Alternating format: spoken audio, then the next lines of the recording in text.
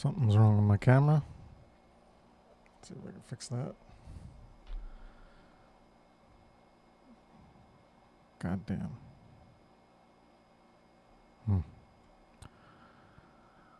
Well, welcome to another episode of the Great Work Launchpad. I don't know why this isn't working. I think I was close to it. There we go. All right. My name is Chris Nelson. My site is evolveconsciousness.org. And today is Wednesday, August 6th, 2025, 9 p.m. Eastern Time.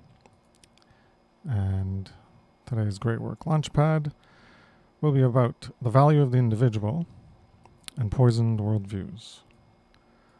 So I'm going to put Video Ninja link into the chat for anyone who wants to join. I'll just do a little intro. The Great Work Launchpad is to help launch people into the great work, as the image represents here. It's a rocket ship trying to get a fire lit and ignited and fuel you so that you're fueled and you're going up and doing that work. You're launching the great work up with your actions. So every week we're talking about a topic related to trying to get people to engage in that great work. And a large part of that is the shadow work, this ongoing series within the Great Work Launchpad of recognizing aspects within yourself that could be a limitation that is holding you back. So different ways that you could be holding yourself back because you have this aspect of self-knowledge that isn't had, or aspects of this work upon yourself that hasn't been done. So we're bringing that to light, so it's no longer in the darkness of your awareness, bringing it to light so you can become aware of it, then you can work on it. A lot of this stuff is based on what Mark Passio has talked about, and of course we add our own additional inputs and insights. And for anyone who wants to come on, well, there's the link at the beginning of the episode, and you can come on and have your say, use your word and apply your knowledge, try to get warmed up into the great work, and so that you don't have to maybe do everything all on your own. You can start in step-by-step manner, and here's a platform, and you can jump in and talk about stuff that you have on your mind relating to the topic, or maybe you can suggest a topic in the future and we can talk about that, or you can do some homework and write an article, and you can come read the article on live on the show. And maybe that would be interesting. I think that would be something to maybe start doing. I could give people assignments on the next topic, and practice what you want to talk about, or think about it and make a point form note of ideas relating to it. All right. Hey, Brandon. Welcome aboard. Howdy. Thanks for having me. Thanks for being here, as always. So today's episode is the value of the individual and the subsequent poisoned worldviews where people can have about themselves, so a poisoned self-view, or about others related to individuality in general, not necessarily themselves, the value of themselves as an individual. And so when we're talking about value, most people understand what value is. It's something that you put importance in. And if you put an importance in it, then oftentimes it's something that you can have a desire for, that you can be motivated towards that thing that you value, and maybe try to amplify its presence of that thing that you value, which could be termed getting more of it, or preserving it to make sure it doesn't go away. Um, so in types, there's like different types of values that people can have towards things, and you can ask, people can ask themselves or ask other people's, what do you value? What do you value the most? What are, for example, top 3 things that you value the most? And as Mark Passio did in his podcast, ask people this, and pretty much 100% of the time, no one's going to say truth. People will say like they value their family, their friends, their freedom. Freedom is Money. getting close to it, but they're mostly thinking of their individual freedom. They're thinking of their selfish freedom related to their survival and their security and their comfort in their lives. So it's the freedom they have to do what they want to do, not true freedom, which would be more akin to valuing truth. So when they say freedom, they don't mean true freedom. It's just freedom for them. My freedom, my truth, my needs, my survival, everything that relates to them. And as we're talking about value and the value of the individual, so another question people can ask is, how valuable am I? How valuable are you? How valuable is someone else? Are the people you care about more valuable than other people? So that's an important question that people can ask is, objectively, other people aren't more valuable. We all have equal rights. But subjectively,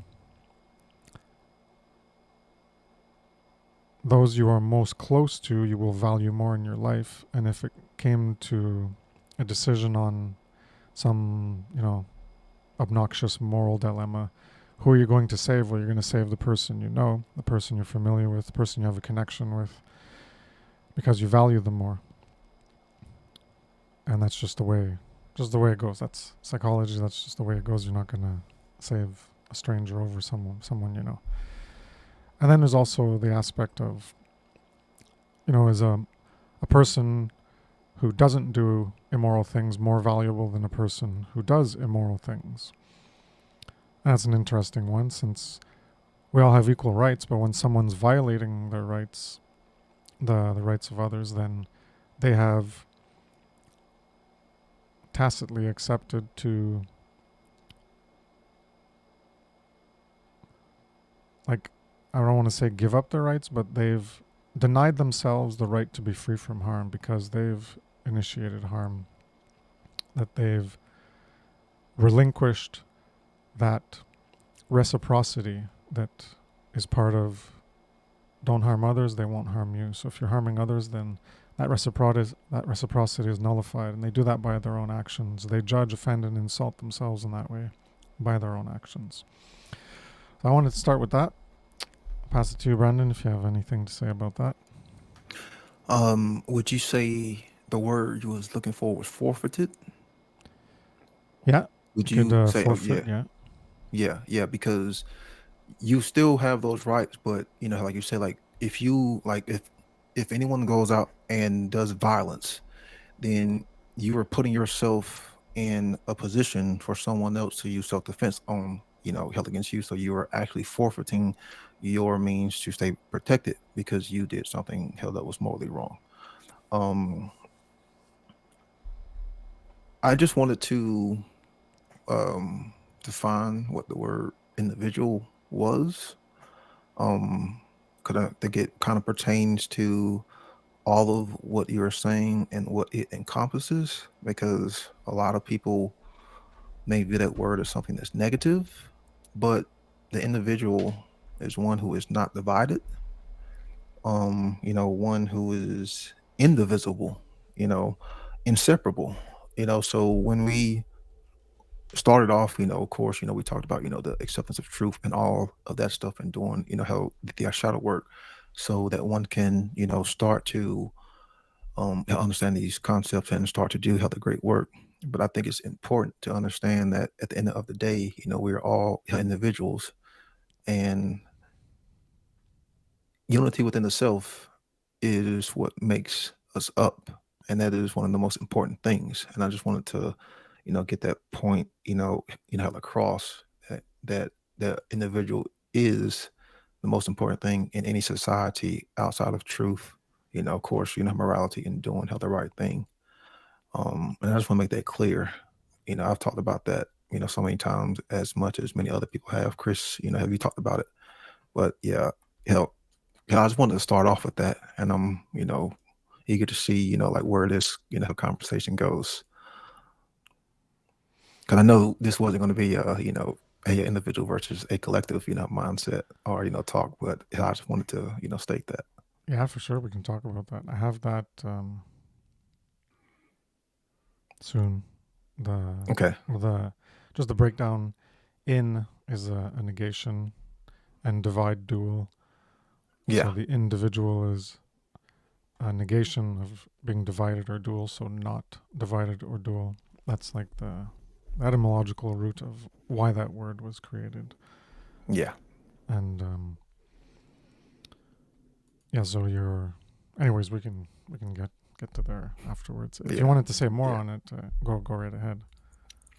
No, hey, you can go ahead and go, because I'm kind of eager to see, where this conversation is going to go, because I think this is one of my favorite conversations to talk about, because I mean, we all know what's going on, and the individual gets put down in society and all this stuff, and yeah, groupthink.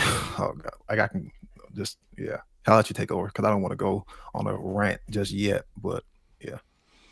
Well, if you want to rant, go ahead, and I'll just keep going on my thing. Go for it. Well, you know, as many people, know, I've talked about it many times. I umpire, and I see, like, I'm around kids a lot, and the collectivism, the group think, mindset is so conditioned within them. And yeah, I know there's a good argument, that there's more survival within the group, but when we look at society and how it's based, a lot of people actually think that the group, the collective, is an actual functioning, being. And it's not. It's a it's this concept that just exists in our mind, because a group is not capable of thought. It's not capable of feeling. It's not capable of free will, or intelligence. So it's just a it, it's just individuals who have come together, and we are putting the cart before the horse, because we put way more emphasis on the group, on the whole, on the collective, when there's so much information and so much knowledge on why that is dangerous. And that's the thing, like, we've seen these big gatherings, we've seen how people, how people's mindset changes once you get into this group dynamic. And even if you are high conscious, when you're involved in any group, you always have to be alert, because, it's easy to be susceptible for the mind control, for the conditioning. And, it was a lot of people who even still fall into, certain forms of group thinks, doing certain, pandemics, or, false pandemics. And we really need to be aware when we are in any group, even if it's, a group on freedom, a group on natural law, or whatever. Is any group who's not putting the individual first, is always going to be a problem.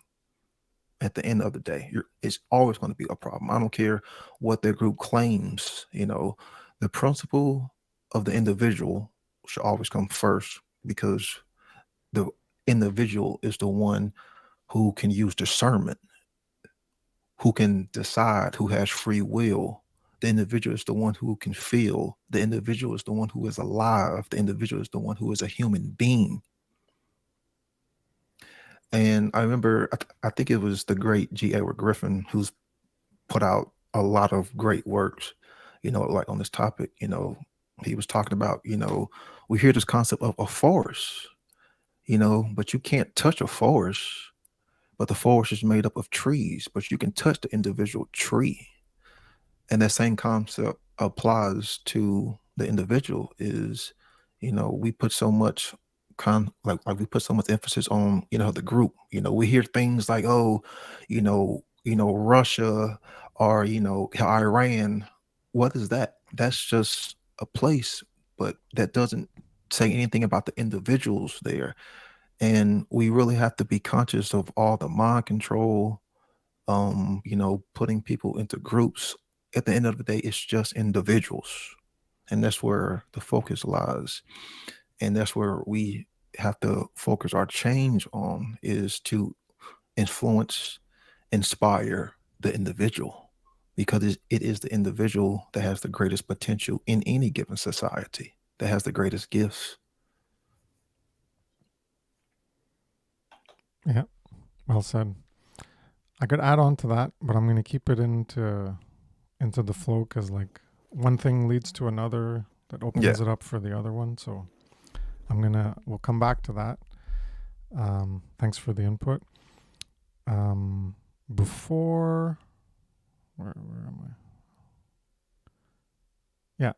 So before proceeding with like the main notes, I wanted to read, probably take a minute. I have like 6 or 7 little paragraphs from something that probably influenced us all, especially coming from Mark Passio's work, The End of All Evil. The beginning of the book, and at several other points, it references the value of the individual. That's a central component of The End of All Evil, is the value of the individual. And in fact, I think it's the first paragraph starts with that. So the first paragraph is talking about freedom, and it says, the definition of freedom, the definition of freedom is the infinite value of the human being. The definition of evil is the destruction of freedom. Everything that is evil teaches people that they have limited value. So that's important to note, because that's indeed what happens. Is, the opening was like, how valuable are you? How valuable are others? So, Brandon started talking about the individual, and it's all about the individual rights. It all starts from there. The collective doesn't have rights. So, evil. So we're talking about evil. The opposite of evil would be freedom. So freedom, the opposite of evil. In The End of All Evil, that's how they frame it. But when we look at the law of freedom, we have freedom and slavery is evil. So they're somewhat synonymous. And when you define freedom as the infinite value of the human being, I'll read some more paragraphs so people who aren't familiar with this, you'll get more of an understanding. Because I tried to find paragraphs that, like, throughout the book, that eventually gave more of a picture of what he means by the infinite value of the human being, and why the author equates that with freedom as the infinite value of the human being, and why evil is the destruction of freedom. And that tracks with the law of freedom, because when you introduce immorality, it increases the amount of enslavement, because you're stealing from others, that immorality. And you're going to be introducing the component of enslavement, whether it's temporary or persisted, and that thereby decreases the state of freedom in that area. So that's why evil is the destruction of freedom, because that's what it does. And I think the paragraphs I picked out, it's like a few sentences, and it'll give more of an idea of how that relates to the infinite value of the human being. Or at least I tried to pick out. There's not many, but I'll just read them all, and then we can, if you want to jump in at any point, let me know, and you can jump in with whatever you have to say. So the next Sure. part is, freedom brings everything good. For as a human being, the degree of freedom that you require is infinite. Freedom is the infinite value of the human being. If evil destroys freedom in any area of your life, it can limit your wisdom, your love, and your joy. So that's somewhat what I was just talking about, right? Freedom brings everything good, because when you do good things, you're not violating others' rights and you're not degrading their freedom, and that's good. And when you do acts of evil, immorality, that is stealing something from them, so that doesn't bring things good. So freedom brings everything good. And as a human being, the degree of freedom that you require is infinite in terms of, the limits of your freedom are where someone else's freedom begins. So the existence of another means you can't encroach on that, but you're free to do other things. So it's not literally infinite. The author might be a bit loose in their specificity of saying things specifically. But so if evil destroys freedom in an area, immorality destroys freedom, because, as I just mentioned, it increases the enslavement. So it degrades your life and your joy. So evil challenges the value of people by denying them the opportunity to make their own choices, by denying them the chance to grow strong in learning and understanding. And that's what we have when there are people who think they have the right to do that, such as government, and everyone believes they have the right. Well, you're restricting people's choices, that you're not allowed to do things that you rightfully can do. And say you can make some mistakes, like wearing a seatbelt or not isn't harming anyone, but that's limiting your choices, and it's denying you the chance to grow strong in learning. So you're not learning why it's optimal. You're just being punished if you don't do it. So that's a basic example, but it applies in other ways where you limit choices and then the person can't grow stronger in learning and understanding. The third one I have here is force and compulsion destroy the value of human beings and dissolve the will of their spirit. Evil steals the sovereignty you have over your own life. Nothing righteous can come from the destruction of freedom. So evil steals the sovereignty. We're talking about related to the law of freedom. When you do immorality, it's a theft of some kind. So it steals your sovereignty, because your sovereignty is you own you. So someone's denying your sovereignty when they engage in an act of immorality, because that theft is a violation of your property rights, which is ultimately a violation of your own self-ownership. And that's what sovereignty is. The truth is that you are free, and there is no authority that has any claim upon you ever. You are, by your nature, already free. That is the value of the human being. So here he's stating what is, I guess, the base inherent value of the human being is that you're already free. You already have sovereignty. And that's what gets violated when evil is the destruction of freedom, and freedom is the infinite value of the human being. This is the value that's being destroyed by evil. It's that by your nature you're already free. You're a sovereign. And that's what's being attacked and destroyed when immorality gets created. All the comforts of modern life were made possible by people with the faith to succeed. Ask yourself what miracles may be accomplished when this small percentage becomes perfect freedom and is achieved for everyone of the billions of people on earth. This is the infinite value of human beings. So you take that one value of a human being, and then to get to the infinite value of human beings, they're saying that look at all the things that we've accomplished as human beings, and we've improved the quality of life. These little miracles, that you could look at them as miracles.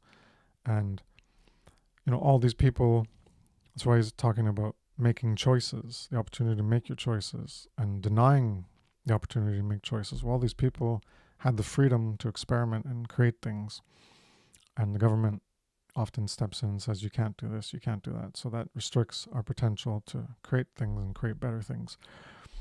So all these people had pushed forward with their imagination and the choice, and they created things that help people. So imagine taking that small percentage and applying that to everyone for billions of people. Imagine what we could do. And that's the infinite value, where our individual value, where we're free and sovereign, and we're applying that, and we're trying, and we're respecting others in that respect. And what we could do, what we could create, the heaven we could create instead of the hell. We could make the world such a better place than what we're choosing right now.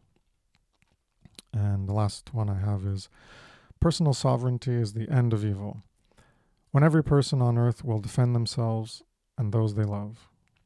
When evil cannot gain even a foothold because all people are watching for it and recognize that it seeks to destroy their value. Exactly.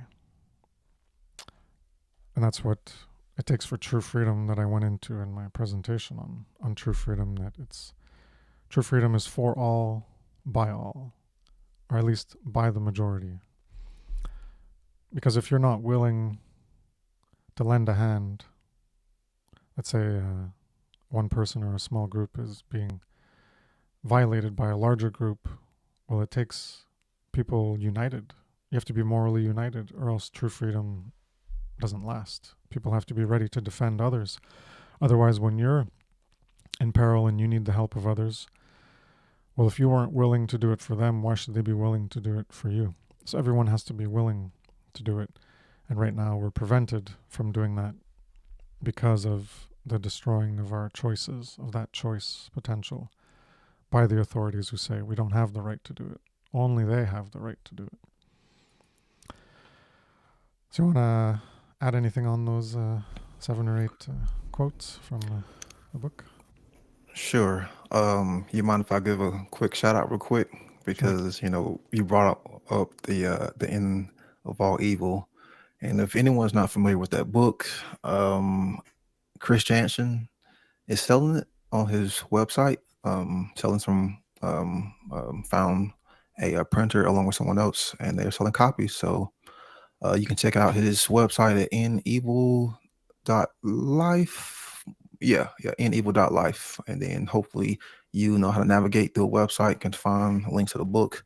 I plan on getting it soon. But yeah, I've read that book twice. Such an amazing book. Can possibly be in my top 5 books of all time. And it's a simple, easy book to read, easy to understand.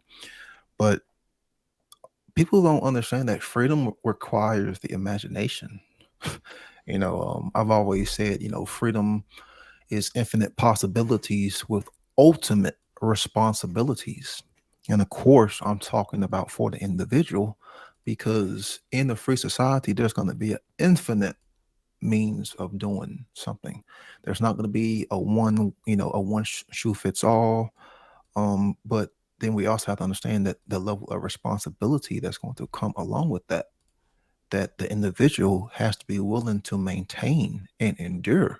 Because without that level of responsibility, then freedom is going to crumble. People are going to put limits on freedom. People are going to put boundaries on freedom. People are going to put limits on the imagination. People are going to put, limits on property, on rights. And the imagination aspect is the part that seems dead in people. And that's why freedom is waning. Freedom is on held up decline. And you also talked about unity. I had watched a good video earlier today that Louis Rothman had put out about the whole internet, about the whole stuff going on with internet censorship.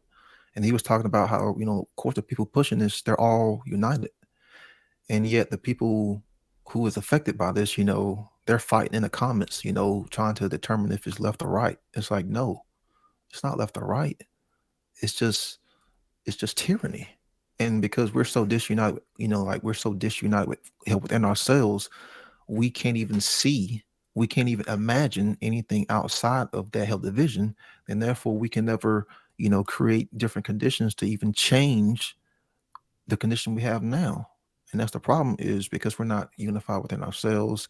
The imagination is dead, that there is no true unity within, and therefore we can't achieve that freedom within ourselves, and therefore we can't manifest our freedom outwardly. And again, if there is no internal unity, there is no individual, because the individual means what? To be not divided, indivisible, not separated, integrated, integrity. So the individual means the same thing as integrity, because integrity means what? It means wholeness. If something's wholeness, it's not divided, it's not separated. Yeah, I have that lower that related to the individual. Um, and it relates to the whole value thing, tying in. Well, we'll get to that. I don't want to spoil it, but money, one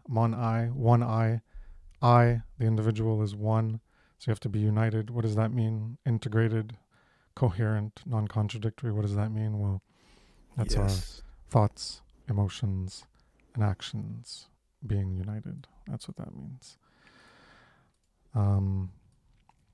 There was another thing that you said. Imagination. Yeah, that's why I brought this up. But then there was something else, and I was gonna talk about it. Anyways, I forgot. It floated out of my mind. So yeah, you mentioned imagination. I just wanted to bring this up. This was from the True Freedom presentation, and I have it over here. Limit or destroy imagination. We're talking about limit or destroying choice and possibility. Limit free will, destroy freedom. That's a large part of what the end of all evil is talking about. Yeah. Um, That because true second one free. is another big one. What? That destroy possibility, a limit what's possible. That's Yeah. another big one that people fall into. Yeah.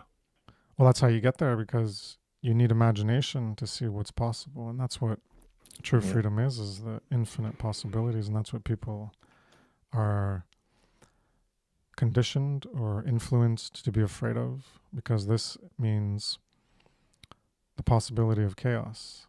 So the fear of chaos, because you have fear of possibilities. The unknown, it's dangerous. So it's infinite. So there's some things you can't think of, that you can't envision, that you can't see, that might happen. And because you don't know what they are, well, that's what we talked about, that darkness, that abyss, that void,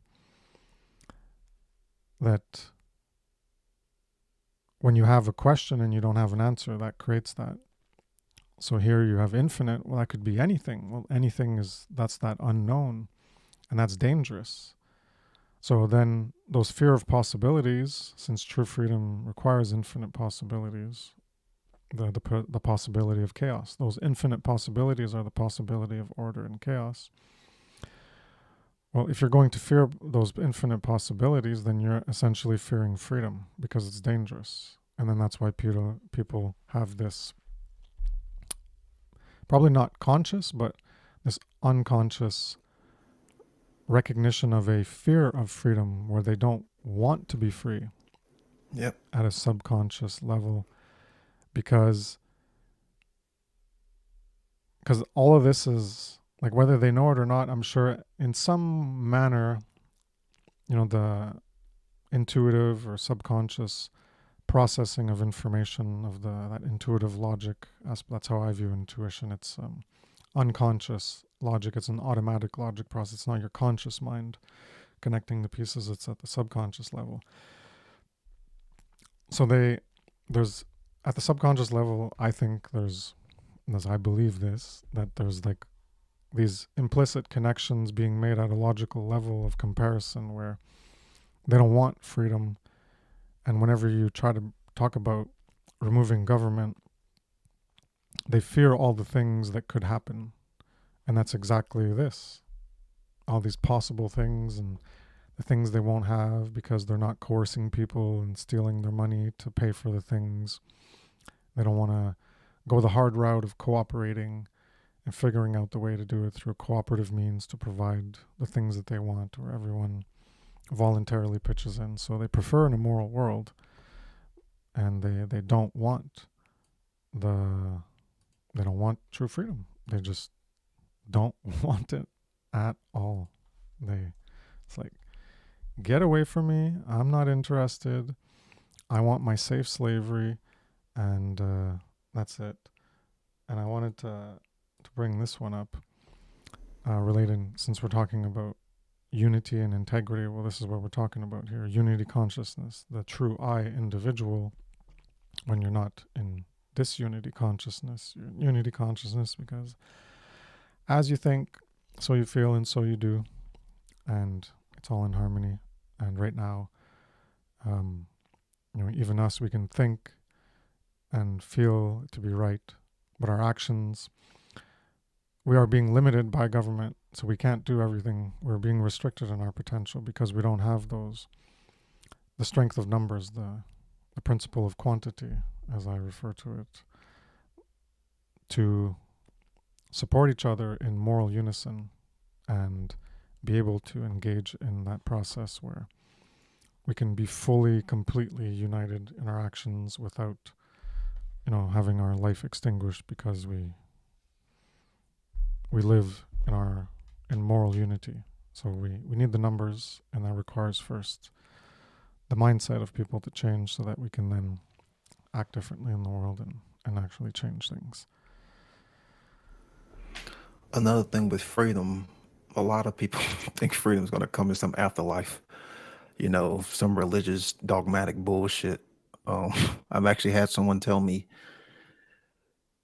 oh man, like it's just so sad that, like there's no need for them to, like get involved because, you know, j- they're God got saved by this. Jesus. Jesus got Yeah. this. Yeah. Yeah, Jesus got this. And I'm like, wow, that's so evil. What a cowardly thing to say. Like, when someone says something like that, it just takes like all the energy like out of me, and I just want to get away like from that person. But yeah, Yeah, like they're in hopelessness, basically. yeah, like it's just it's such a soul draining state to be in that like somebody is literally that spiritless and soulless that what they just said like just sucks the energy out of me because it's like you're I mean technically you're dead, you know? And I hate to use that word, but like it's the truth. Like someone like that just has to suffer more because I'm sure if it was their child, who was being, raped or sacrificed, because Jesus ain't gonna save your child, then things would, how things would change. But hey, who knows? Or maybe not. Some people just stuck in their dogmatic religious ways. Well, that's what it is with vaccines. Um, People just deny things. That was my quote in high school. No, however ignorant we were. I like the movie American Beauty, and there was a quote.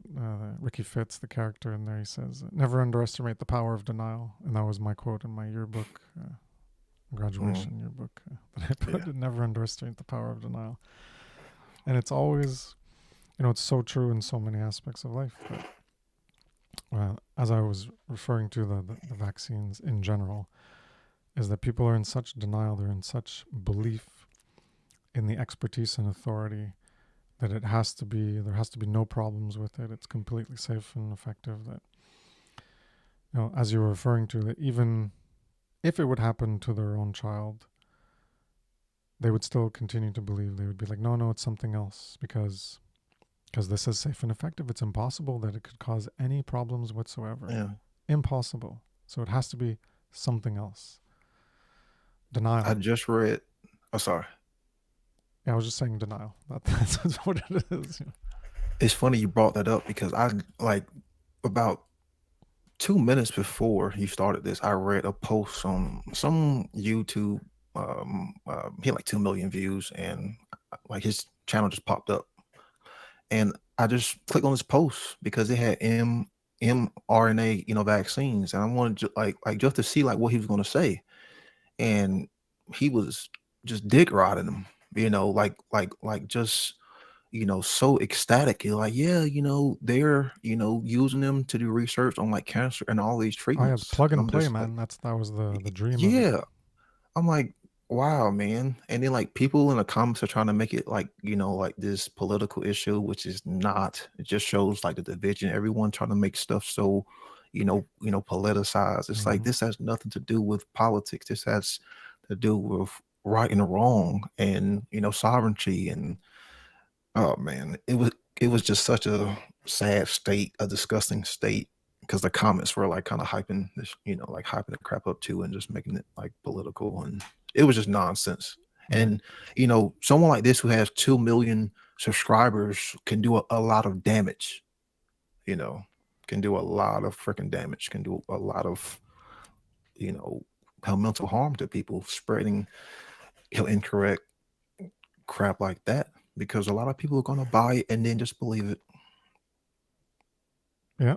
That's the whole point of the last few episodes, was on learning how to think, because Yeah.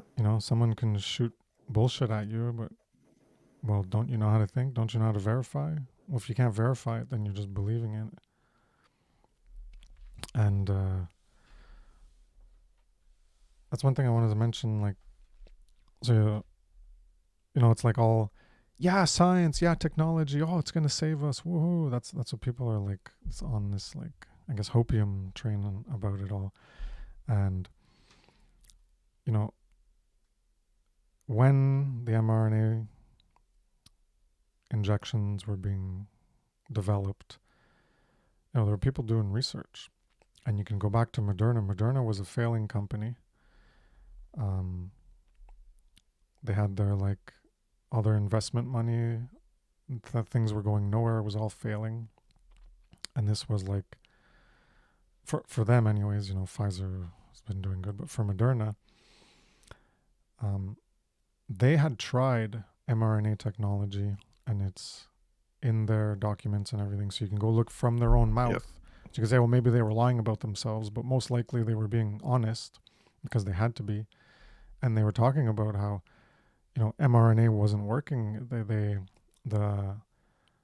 lipid nanoparticle, NNP, when they used this methodology, this technology, to try to bypass, I forget the whole jargon because this was like 4 or 5 years ago, so I'm very loose on all of it, but that was how to get the mRNA to get your body to replicate the spike proteins, which is insane in itself, since the spike protein was the thing that's dangerous.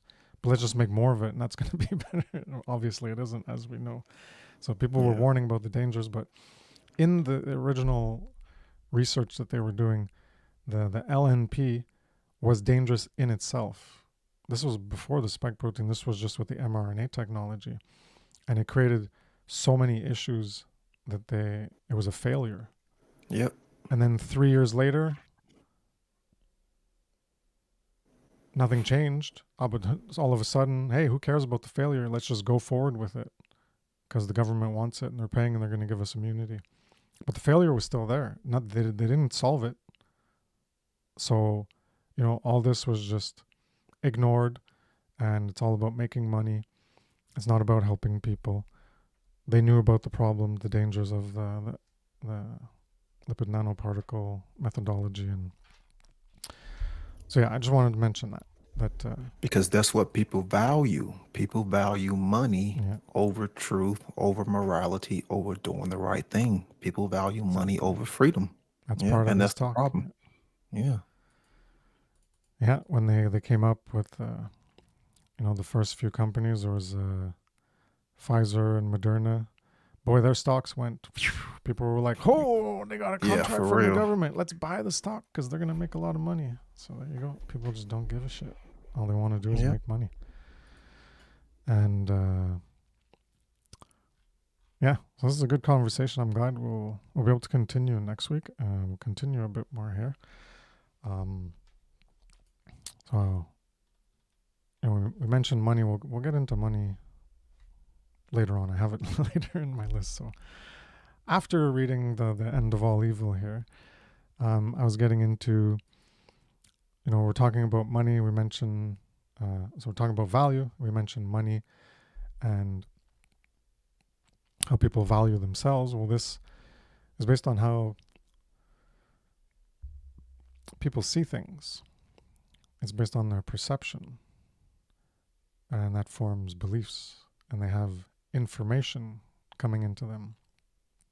Like you were mentioning that video, it's going to influence a lot of people because they don't know how to think, and they're just going to gobble it up and be like, yeah, I'm going to champion this. This is going to be great. Because they're ignoring what happened in the past 4 years with this flawed technology, and the problems haven't been fixed, but let's just keep going and make more money and harm more people because that doesn't matter. Just deny, deny, deny. And that's, I just want to mention this, in courts, that's all you have to do. If you're guilty, just deny. Just deny, deny, deny. Yeah. And you'll probably get away with it because someone else has to prove that you're guilty. Right. So Yep. even if you know you're guilty, well, the smart move to do is just like, no, I'm not guilty. Deny. Go ahead and prove me guilty. And you'll probably get I away with know it. you see all, like it's like when someone gets called in to testify, like the Senate, then they just like, I don't remember, no, and they just deny, yeah, because they know how the shit works. Yeah, well, that's not even a courtroom. Yeah, those Senate Yeah, hearings. It's like, yeah. you must testify, okay, but like no matter what is said, it's like they can just lie anyways. Like the Fauci ones Right, were yeah, ridiculous. yeah, There is no gain of function, and then they changed the website to change the like gain of function. No, it's not gain of function anymore. They're like memory hold Orwellian 1984, just like right, change definitions. No, it's not gain of function. What are you talking about? We don't talk about gain. Fauci was just ridiculous. I am the science. When you're attacking me, you're attacking science. Because I yeah, am the like that. science. Wow, such a like, man, So that's a arrogant. bold move, Cotton. Like that's a bold thing to say, Cotton.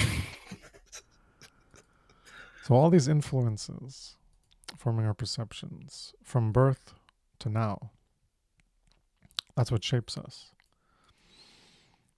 So we see the world. This brings back to what you were talking about, that person who was like, God has it, Jesus has it, this learned helplessness and hopeless, that they don't have to do anything. They've learned to be helpless. That they're seeing, there's people who can see the world as, the world is only being possible the way it is, and it can't change. So they're living in like a static way that it is, and that's like a hell. There's no possibility for change. Nothing can be improved. Or there's people who can view it as the world needs to have a large amount of suffering. Doing your part to end suffering, to do no harm. That aspect, do the least harm you can, at least. And like, oh, well, it's pointless because you can't do no harm, so why bother trying? You can't end all suffering, so why bother ending any amount of suffering? Or that there needs to be suffering. There needs to be a large amount of suffering. There's always going to be small amounts of suffering. The struggle of life is suffering, but Yeah, it doesn't have to be immoral. And then there's people who see that in their perception, the way they think about things, the worldview, the poison worldview, and the value they have of other individuals is that humans are inherently evil. And that, humans are not worth anything. They could have self-hatred and self-loathing, or they could have hate of others as misanthropy. So they can just like hate people in general, hate humanity, and like want a virus to come and wipe everyone out, or stop having kids, and just like all these, Green Movement, Club of Rome, new mind control nonsense that's going on in the past like 10, 20 years there. A lot of people think that way.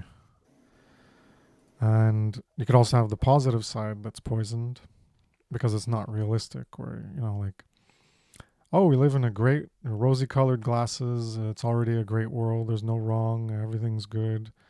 That human beings are inherently good by default, and most people are good, and there's only a few bad apples, and there's no suffering going on, things like that. So it applies both ways, where you could have a poisoned worldview of viewing things only in the negative, or poisoned worldview of pretty much just looking at things only in the positive, rosy-colored glasses type thing. You want to add anything on that? like, man, the latter. I don't. Man, if there's anyone who's like the latter, I found that to be even worse than the first one, because I want to say like, man, what reality hell do you live in? I mean, like they're both, of course, are incorrect, but like the rosy colored glasses. My gosh, man, you need to hell freaking have those glasses smashed. But yeah, you know, these are still two incorrect mindsets. You know, still two incorrect false axioms that create dangerous worldviews. And that's the thing is a lot of the stuff is implanted and conditioned to us in such a young age, and a lot of us never really grow out of it because a lot of us don't want to. And that's the thing is, gosh, world color glasses. And then the whole everybody, we're born evil. Man is evil. Well, if that's the case, then every single one of us would be out eating each other. You know, like we would be fighting with our neighbors, like if that was the case. And it really does show that when you limit the information that an individual gets on how that is detrimental to the development of their consciousness. And again, I'm going to repeat that. When you limit the information that one can take in and how that can make or break the development of their consciousness, that right there is mind control. Because what you are doing is you are limiting what's possible. You're limiting the thoughts. You are limiting how they feel. You're going to limit how they behave. And you're also going to control it. And that's why people buy into these negative worldviews, because they were giving limited, incorrect information, data. They was giving limited, incorrect code. And when it came to processing, it was flawed. It was incorrect. And therefore, the information that's being spat out in the form of output is also incorrect. Because again, like Chris has talked about, I've talked about, you poison the information stream that we take in, and you limit that data, and that is what stunts people's imagination. Alchemical divorce.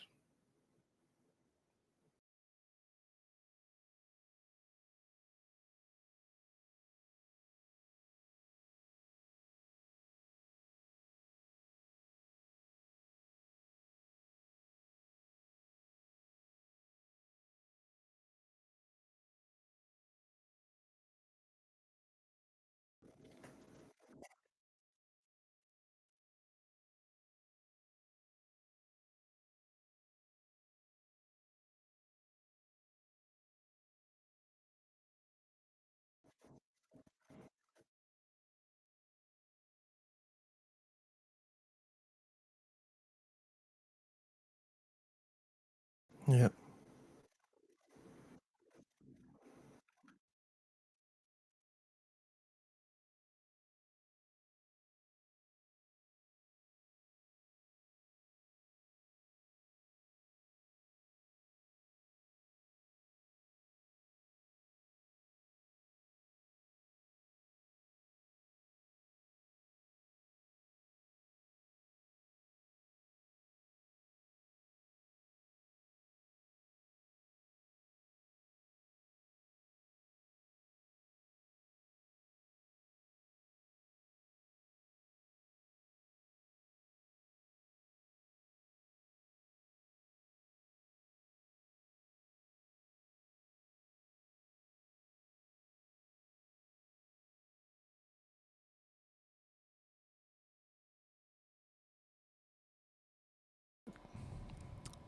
See, I had the voice before when I went to the image, and now I came back, and now I have no audio again. Jesus, OBS shit is annoying. I don't know why it does that.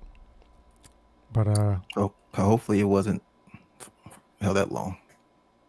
yeah, well, it's just when I switched over, so the past All right. few minutes. But as I was saying, Brendan, was going more on the rosy colored glasses, and that's why I was bringing up this infographic of the rosy colored glasses is seeing things in an angelic light, where the tree's healthy, the grass is green, everything's good. But that's not the way reality is. And when you actually poke through that false perception and you take a look at what's behind that rosy colored false perception of reality, then you're going to see the darkness and the decay. And the work is to remove that from reality in order to create reality as it actually should be, rather than perceiving it the way you want it to be, the way it should be. You're perceiving that that way it should be is actually how it is right now, but it's not actually like that right now. So there's work to do, and you have to see things as they are, not as you want them to be originally. That's part of the acceptance. Accept and not reject the way things currently are. You don't have to accept that they need to stay that way, but you have to accept that and see the darkness, the evil, and the demons and the monsters and the shadow within us and outside of us in the world for how it actually is. Then you can work on doing the work to remove that and create the world as it should be, not falsely seeing that it already is that way. So that's what I was saying when I was muted. All right, thanks chat, because I gotta remember. Last time I was like, I gotta check every time I switch scenes. I gotta check my mic to make sure it didn't get auto muted, and forgot this time. So yeah, I guess I don't know. I guess we could end it there and do a little wrap up. So we'll continue with we're talking about this false way of seeing things and how we are conditioned. Brendan mentioned that we're conditioned, and so how does this conditioning work? We're talking about how human nature isn't good and isn't evil. So we'll get into how we're programmed and how we become more or less good or evil. And so we have these dual aspects. We're walking on the checkerboard floor. That's how most of us are in this world, because we're conditioned in the ignorance of what is morally true, the objective morality.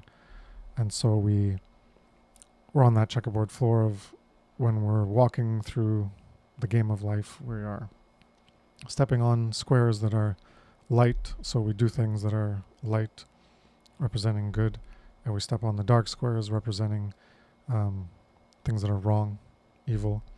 So we're walking on both squares because we don't know the difference between the two.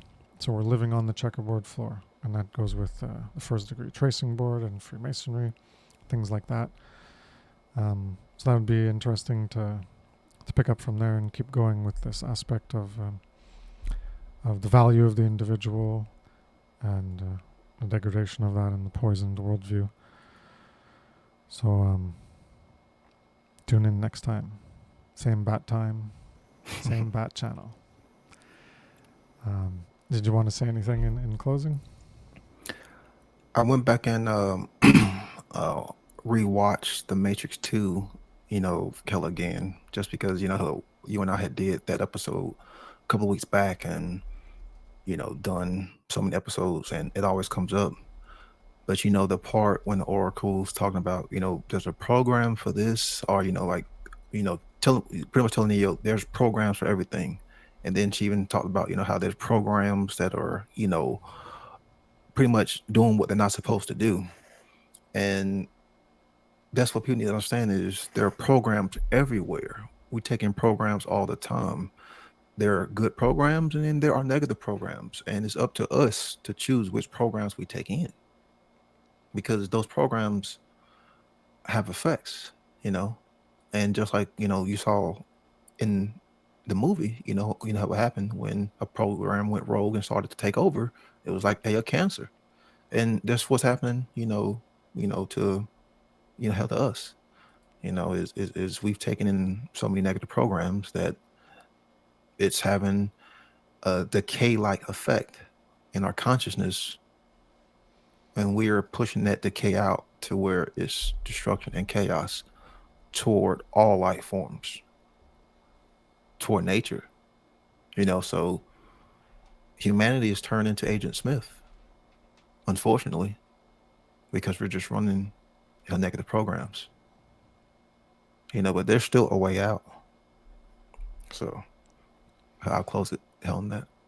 That's a good allegory, analogy, metaphor. Yeah.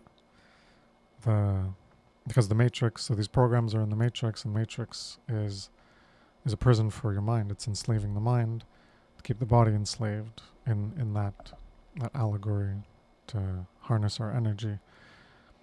And that's also what we have in our world, is that we're all sent through schooling to become universal constructors, as cogs to replace in the machine of society, to keep things going, keep the illusion going, keep the flow, the currency of money and goods and services, so that the parasites can keep their sustenance and not do any work, because the work that they do isn't equated to the work of actual people creating all these things. They're more parasitical, especially those related to the deception of money. So these programs are within that context of the Matrix is enslaving, is a prison on your mind, because it's enslaving your mind to keep you trapped in a false reality.